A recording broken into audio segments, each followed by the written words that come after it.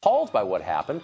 But Yvette Falarca is not among those people. Besides working as a public school teacher in California, she is the national organizer for the Coalition to Defend Affirmative Action, Integration, and Immigrant Rights, and Fight for Equality by Any Means Necessary. BAM is the acronym. Falarca is willing to integrate violence into her political agenda, as you can see from this clip of her disrupting a rally last summer in Sacramento. Are these people going to get off our street? We don't have to give a speech. Here you go, boy. They say we should be nice. Be nice. Come here now. Off our streets. Get the off our streets. Sir, please. I'm just here to protest. Please. Stand down. Get out. Get back. Falarca helped organize the Berkeley protests, and she says activists ought to copy its tactics for other speakers and events around the country. Yvette Falarca is with us now. Yvette, thanks a lot for joining us. So you did a bunch of interviews after, and you were asked about this, and you were, to your credit, I think, very straightforward about it and unapologetic. And you said, yeah, this guy was a fascist, Milo's a fascist, and we shut him down. You didn't pretend otherwise. We shut him down, and that's what you do with fascists. I think I'm characterizing what you said correctly. Just so we can understand the standard here, what is a fascist? So a fascist is someone who's organizing a mass movement that's attacking women, immigrants, black people, other minority groups in a movement of genocide. That's what a fascist is. Okay. So it's someone who's committing violence? And it's someone who's committing violence and who's trying to organize other people to commit violence. Okay. And Milo Yiannopoulos is a fascist. Okay. So he's committed acts of violence against the protected groups you mentioned? Well, what he's doing is he's trying to be the youth face and the token that other people who are organizing violence try to hide behind. And so in all of his talks all over the country, what Yiannopoulos has done is whip up a whole lynch mob mentality where people who come to see him or his supporters not only agree with his views, but also attack other people. And that was certainly true in Washington State when one of his supporters came and actually shot an anti-fascist protester. But in Berkeley, we made sure that didn't happen because we were able to shut him down. So, but you're conceding that Milo himself has not committed acts of violence, and nor has he incited violence by the legal definition. He'd be in jail if he did. But you're saying that because people who agree with him have committed violence, he should not be allowed to speak. You know, fascist movement takes many forms, and it always tries to have one form that looks respectable and a little bit milder. But Yiannopoulos isn't just a stand-up comedian, and he isn't someone who just has ideas and posts them up on YouTube. He's someone who is funded by Breitbart and Steve Bannon to go around to college campuses to try to recruit other young people to then conduct those attacks on his behalf and on Trump's behalf. But I'm really, really glad to say that thousands of us were out there last week, or February 1st, and made sure that there were thousands of us to make sure that we defended our campus, this community, and especially the immigrant and Muslim students who were under attack and have been under attack by him and other fascists. Right, and by using violence, I mean, you don't shy away from that by any means necessary is the name of your group, and so it implies violence. So what should we do with fascists? I mean, if you think that someone is espousing genocide, what should we do with them? I mean, should that person be allowed to walk free? Should we put him in jail? Should we kill him? Should we exile him? I mean, it's a sincere question. If you're willing to use violence because you think someone is espousing genocide, what's the penalty for that?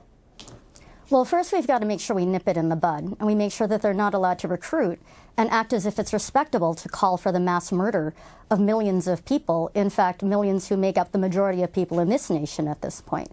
Okay, and so just to be clear, there's no Milo Yiannopoulos, this is not a defense of him, just a factual point, has not ever said that, in public anyway, not that we have a record of.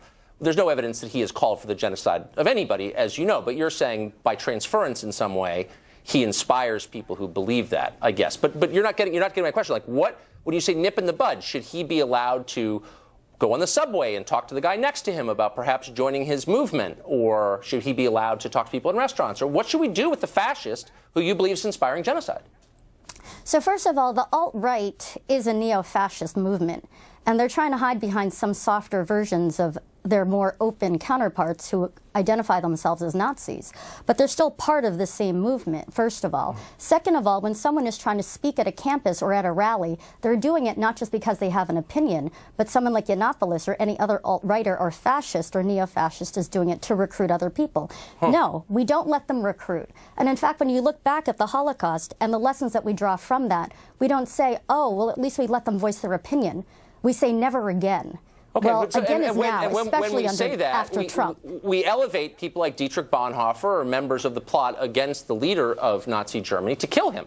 So, I mean, that was the response, of course, to the leader of that fascist movement. Most people think it was legitimate. Do you think, you're not answering my question, that people like Milo, who you've decided are fascists, should be allowed to speak in public? You said they weren't allowed to speak at Berkeley. He should not be allowed to on a speak street in corner? public to spread his racist and misogynistic and homophobic lies. No, he does not have the right to do that. What about when he's using his speech to whip up attacks on people? No, he doesn't have the right to do that. So and to spread lies about our humanity? No, he doesn't. Okay, so you're not allowed to say things that you think are untrue. Well, I mean, of course, in the case of Berkeley, no, he that's was not what I said. Okay. I didn't say you're not allowed to say things that are untrue. But if you're trying to spread racism and hostility, misogyny, rape, whip up people to lynch people, or to certainly have that mentality to rape people or to lynch them, absolutely not. And any decent human being, whether it was in a classroom or at a restaurant, if they heard someone doing that, would turn around and tell them, you need to stop talking. You are not welcome here. This is not a safe environment. You need to go. Well, that's what we did at UC Berkeley, and that was a good thing. Hit them or set fires. So you're a middle school teacher, which may surprise some of our students, or rather some of our viewers, that you have students.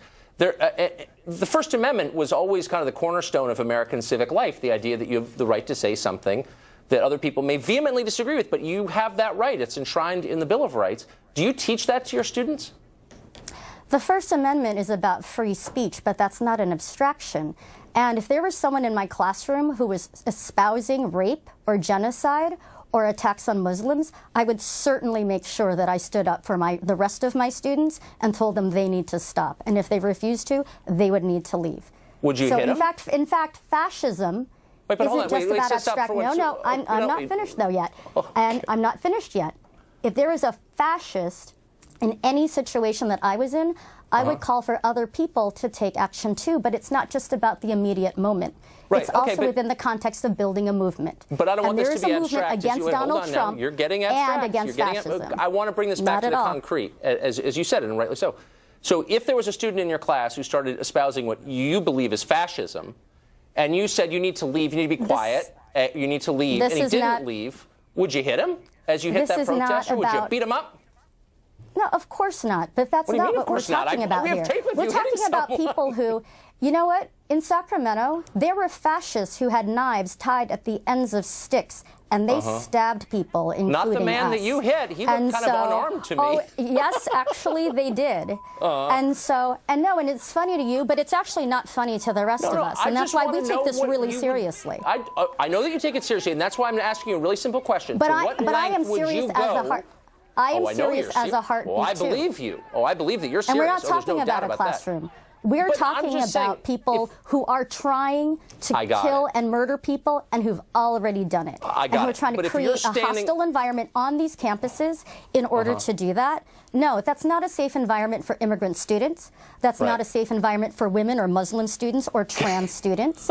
And so, yeah, we have a right to defend ourselves and real free speech. Let me ask you one last question, if I may.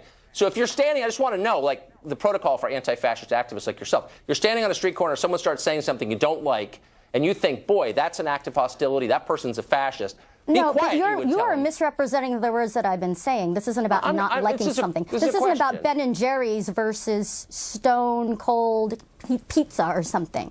This is about the lives of real people, immigrants who are under attack now, Muslims who are being massacred, and I'm women who are asking being you, raped. how deep is your commitment? So you're the one trivializing this, not me. I'm not in any way trivializing, and I ask you a sincere question.